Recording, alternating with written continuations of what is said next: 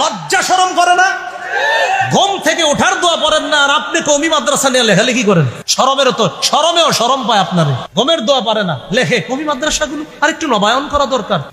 ঘুমে যাওয়ার সময় কি দোয়া? আমাদের বক্তব্যের বাচ্চা নিয়ে আসেন না এখানে। এই বাচ্চা এখনো এটা প্রস্রাব করলে যে ঢিলা নিতে হয় এটাও জানে না। এই বাচ্চা দাঁড়ায় শোনায় দিবে ঘুমাইতে যাওয়ার সময় কোন দোয়া, ওঠার পর কোন দোয়া, আর এদেরকে নিয়ে আপনি কলম চালান।